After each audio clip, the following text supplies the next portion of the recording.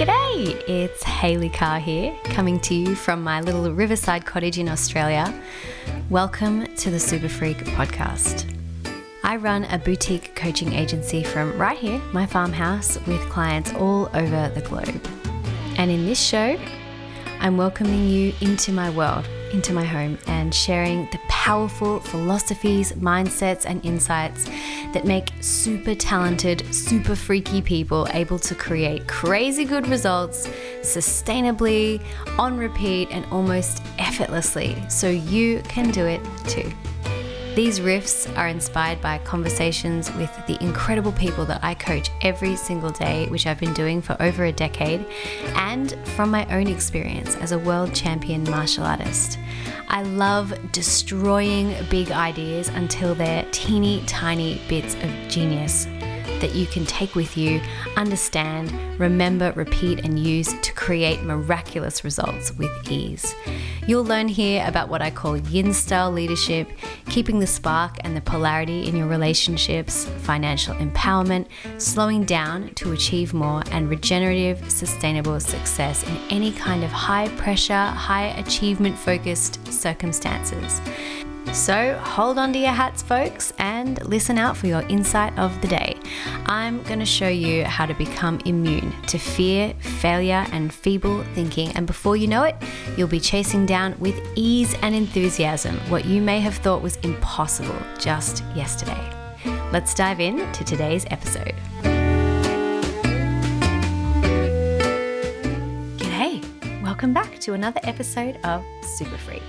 And today, we are getting super freaky. We're talking about sex and NLP. More accurately, better sex utilizing NLP. That's right, folks. It is not just reserved for formal coaching situations. Neuro-linguistic programming transcends everything that we do. It's in everything that we do. The way I describe it is that it pretty much gives a name and a label to everything we subconsciously do so that we can start doing it consciously. So if you've never heard of neuro-linguistic programming before, I'm going to read this out to you. It's from my handbook here. Your entire human experience is made up of three main influences. One, neuro, the nervous system's taking in of reality through your five senses: visual, auditory, kinesthetic, olfactory, which is smell, and gustatory, which is taste. Understanding how the body's and mind's neurology works to better direct it towards more effective thoughts and behaviors, and creating new neurological pathways that break through mental boundary conditions.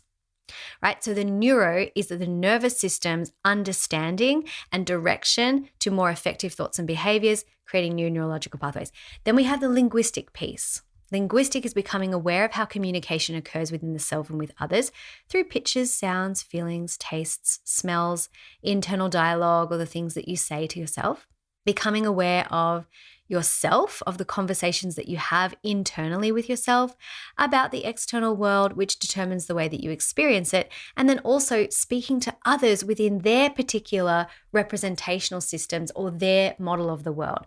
So with our language, we reveal so much about how we take in information, how we process information, how we see the world, what we believe. We are revealing so much of ourselves that we don't even realize at a subconscious level every time we speak. So the linguistic part is about the way that we communicate both with ourselves and to others. And then the programming is about understanding that your mind is complex and made up of energy, but also functions much like a computer. And if you were to consider these thought patterns we have not as necessarily reality, but instead as software, you can determine which programs are dictating your current experience. The programming piece is also using these specific tools and techniques to reprogram, update, and install new software, new beliefs, new ideas, etc., for optimal high performance. Okay, so neuro-linguistic programming is not just a tool for coaching, it is a way of understanding how we perceive the world, how we take in information, how we mess with it in our minds, and then how we put it back out into the world in the form of our experience, our results, our decisions, our behaviors, our thoughts, our beliefs, all that stuff, right?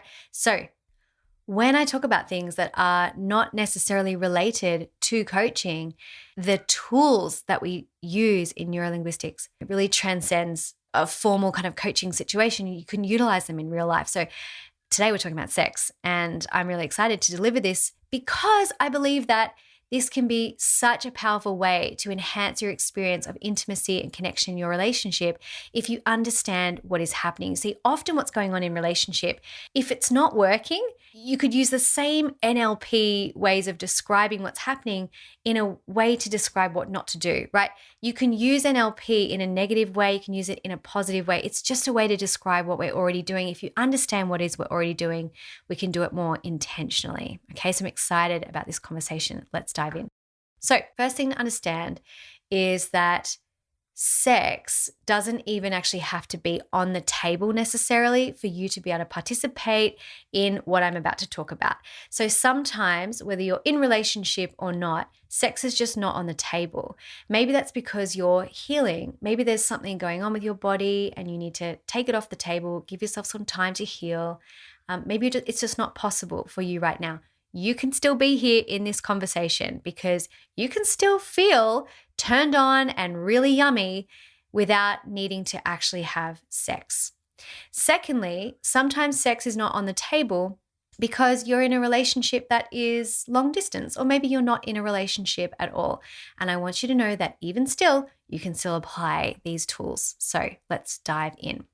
Now, if I'm talking to something that is relating to a relationship and you're not currently in a relationship, please just take a beat and go to yourself, okay, how can I make this work just with me if I'm in relationship with myself? I still believe in knowing ourselves and trusting ourselves and backing ourselves in order to utilize these tools, whether you're using them with someone else or on yourself, okay?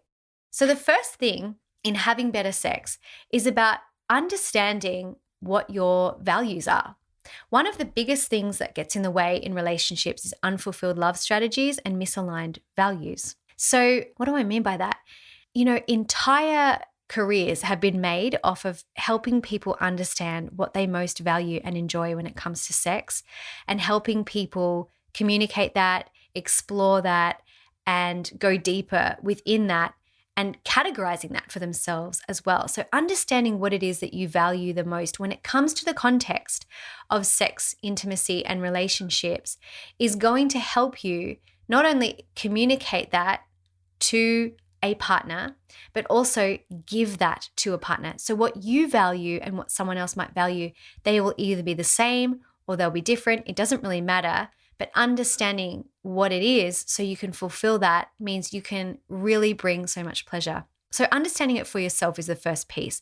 What is it that you value? Is it that you value touch? Is it that you value, then this could also be linked to love strategies too, acts of service, words of affirmation, physical touch, experiences, gifts, things like that. But it could also be, are you someone who is very visual? Are you auditory? Are you kinesthetic? Do you like to taste things? Being understanding of what it is that who you are and what you value when it comes to sex is really important. So take a moment and write down what is most important to you. And if you have a partner, then you can communicate that between the two of you, what is most important to the two of you. Now, the key with understanding values when you have a partner is that you might both have the same word on that list, but the word might have a different, what we call complex equivalence in NLP. It means meaning, a different meaning. So one person might have, well, I value trust, and the other person might have trust as well. But one person's meaning of trust is I can go and do my own thing and have a great time and take time for myself and know that you're not going to get frustrated or jealous or cranky with me for doing so because it makes me feel really good. The other person's idea of trust might be, well, I know that you're not going to go anywhere without me because otherwise I feel jealous, right? And I'm making up this example, of course, but it's really important that both of you have an understanding of what each of these words means to you, as well as what the words are, because sometimes this is where confusion can happen. We think we both value the same thing, but our complex equivalence or our meaning of that thing is different. And that's where we get kind of caught up.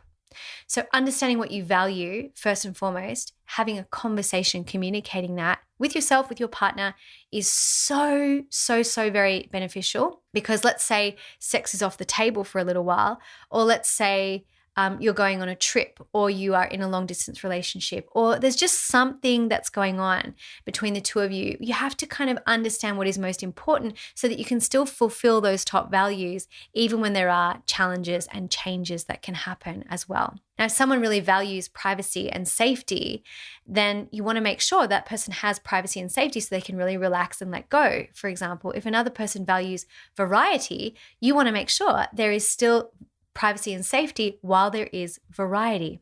So that's the first one, understanding people's values. The other one, I suppose the next one, or that's linked to it, is understanding attraction and love strategies.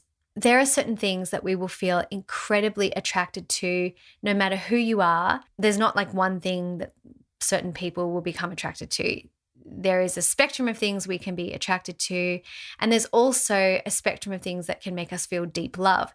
Now, I guess this is a separate topic, but when we have a relationship, sometimes our deep love strategy is different to our personal attraction strategy. This is why you might have heard the typical archetype of a woman who's attracted to bad boys. They're never good for her. They're not someone, like Carrie and Aiden versus Carrie and Big on Sex and the City, right? Big was kind of like a bad boy, sort of, not really a bad boy. And then Aiden was like this good, wholesome, hot guy. And people were either team Big or team Carrie. And you can really hear people's attraction strategies based on their connection to the characters in that show. Maybe that's a bad example, but if you can understand what you're really attracted to, you can include that in what you value when it comes to communicating what you need about sex. And I really want to say that in times gone by, communication when it has come to sex has not always been something where we are very forthright and communicative. We're not very taught to kind of do this. So communicating when it comes to sex might be one of your top values, or it might be something that you need to learn to value a little bit more, because we've got to remember that we're not in a guessing game. We're in a relationship, and it's okay for you to ask for what you want. It's okay for you to receive what you want as well. Understanding what your deep love strategy is may help you feel a lot more present and open and able to relax and sink into more deeper states of pleasure when it comes to long-term lovemaking.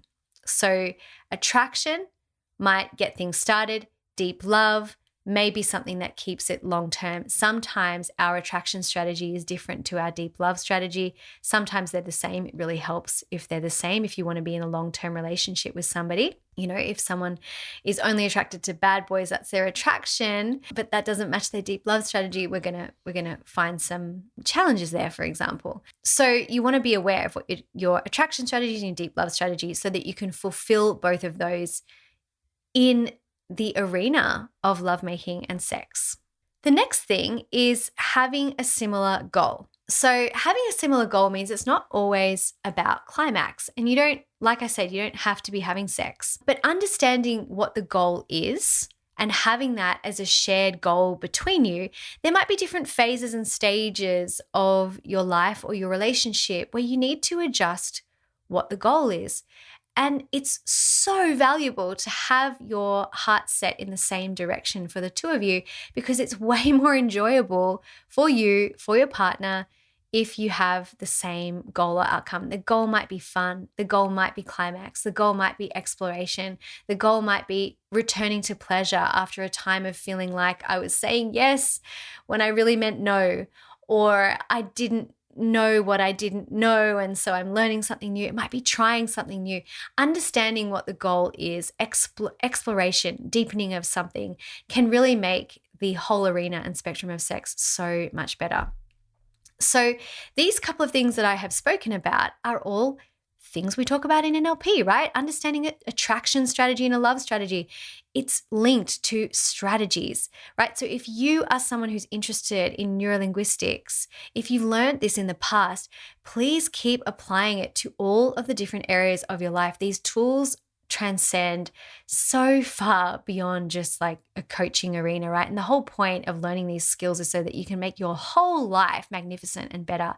Understanding your goals, having similar goals, having shared values, a shared complex equivalence, and understanding and communication of those values is just a really, really valuable tool in creating anything that you want. We're just applying it to sex right here. The final thing I want to say is something called anchoring. Now, anchoring is everywhere.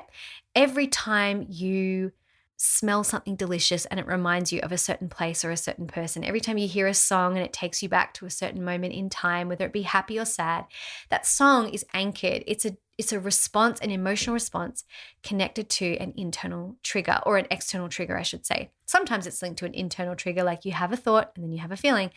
But we can utilize anchoring in the sense of you have an external trigger that has a physical emotional response. And we can learn these once and then we can stack them up, which is why, you have one song that played one particular summer and it just reminds you of a moment every single time. You learnt it once, you've stacked up, because every time you've heard the song, you've brought back on those feelings. It can also be stacked over time.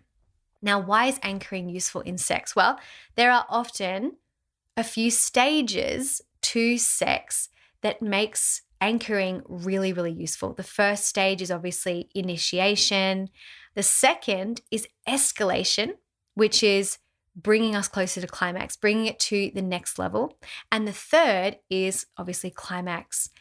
Now, if you can think about this, if we can create an external stimulus and therefore an emotional response with something like a song or a smell or a sound, like we have this surrounding ourselves in our lives all the time. It might be, the sound of magpies reminds you of Australia. It might be the smell of a certain cake reminds you of your grandmother. It might be a song reminds you of a time, or a certain smell of an essential oil can help you remember things, right? Then utilizing that through sex, we can actually create anchors that specifically help us get in the mood, anchors that specifically help us escalate, and anchors that specifically bring us to a point of climax. And what do I mean by that? There might be a certain look, a certain way of touching yourself or your partner, or having your partner touch you, that helps you get in the mood or escalate. There might be certain sounds, certain ways that you speak. There might be a certain way that you set up the room that helps you get in the mood. Now, for lots of different people, depending on the way that your nervous system takes in information, you might be a very kinesthetic person. So getting in the mood might require the lights at a certain level. It might require certain fabrics. It might require a certain feeling, candles, like being physically or kinesthetically kind of in the mood.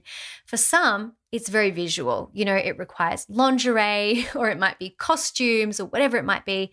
For some people, you might be really auditory, and it's like you say a certain thing in a certain way. It doesn't matter, but understanding yourself and understanding what works for you will really help you set up these anchors. So I want you to think about, what are some certain anchors that you could put into place to help you get in the mood? What are the ways that you can get yourself in the mood over and over and over again? And it might be using your senses: visual, auditory, kinesthetic, olfactory, or gustatory. What are some ways you can escalate?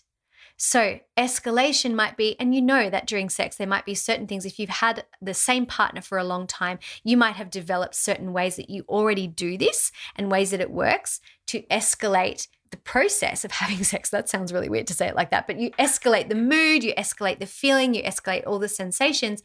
That might be through a change of pace. It might be through a certain touch. It might be through a certain sound. It might be, you might have a safe word or a word that you use to indicate. There might be a certain position that you move to that helps escalate things. You're already doing this, okay? There's nothing new here. It's just about understanding what you're doing so you can do it at a whole new level. And then finally, anchoring in climax is something that we don't often do. And it's often because we're in the moment, right? But anchoring in climax is really useful because it can actually help you bring those sensations on. So it doesn't matter what it is that you do, but I want you to think about making sure that this anchor is something that only you can fire off. It's something that only you can do. No one else can kind of do it to you. I heard a story in one of the classes that I took about some people who were fiddling around with this exercise. And when someone got to climax, she actually anchored in pulling on her own earlobes. And she'd anchored this in quite well. And then she was in public in class and someone came up behind her and just pulled on her earlobes, and you can kind of guess what happened. It's very powerful stuff. So I want you to think about, what are the ways that you could potentially anchor in a climax? And it might be, again, through words, through sounds, through the way that you breathe, certain actions, certain positions. It doesn't matter, but you can think about that for yourself. So sex and NLP, very intricately linked, just like NLP is linked to absolutely everything. But I really want you to think about this for yourself, because I believe everyone should be having amazing sex and feel great all the time, whether sex is on the table or not. No matter who you are, what you're going through, it is safe and wonderful for you to feel pleasure. So understanding what your values are, understanding what your love and attraction strategies are, understanding what the meaning of your values are, having a similar goal and communicating that, and then also understanding the way that you take information in through the senses and checking that out and seeing what kind of anchors you would like to put in for initiation, escalation, and climax. My friends, I hope you have really enjoyed this episode today of the Super Freak podcast. I'd love to know which one you're going to implement. I love talking about sex with my clients. I love helping people have great relationships and much more passion and aliveness in their relationships too. So I naturally am having this conversation quite consistently with clients. So I'd love to know which of those steps really helped you. Which ones do you think you're going to implement and apply and have a go at? And you might want to play this podcast and pause it and have a go when you're thinking about your values and the complex equivalence or the meaning of your values as well. I encourage you to do your homework and have some amazing pleasure in your life. If you loved this episode, please go ahead and share it. If you would like to learn more about neuro-linguistic programming, it interests you in this case, head on over to hayleycarr.tv/NLP-training. I have an NLP certification training opening up this November to start in January 2023. And I'd love you to be there. If you want to have a conversation with me about that, you could just DM me. In the meantime, I hope you enjoy your homework. I hope you've enjoyed this episode. And remember, everything you want is so much closer than you think. So stay curious, stay open, and I'll see you next time. Ciao. Thank you so much for being here and listening in with me today. I'm really grateful to be gracing your ears. Of all the things you could be listening to right now, you're right here with me. So thank you. Now, I'd love to hear from you. What was your one insight of the day? How are you going to apply it? Why not tell me in a review? If you know someone who would love this, please do share it with them. It's the best kind of compliment. So you could take a screenshot, you could tag me on Instagram and be that super freak who shares what's working for you with your world. And if you want more, you might like to check out my website, hayleycarr.tv. It's linked in the notes. It's there. You can find out about all the ways we can play even more together. And you can also get a free copy of my book and download a free copy of the Super Freak Self-Coaching Scorecard too, which a lot of people are having a lot of fun with right now. Remember, everything you want is so much closer than you think. So stay curious, stay open, and say yes. I'll see you soon.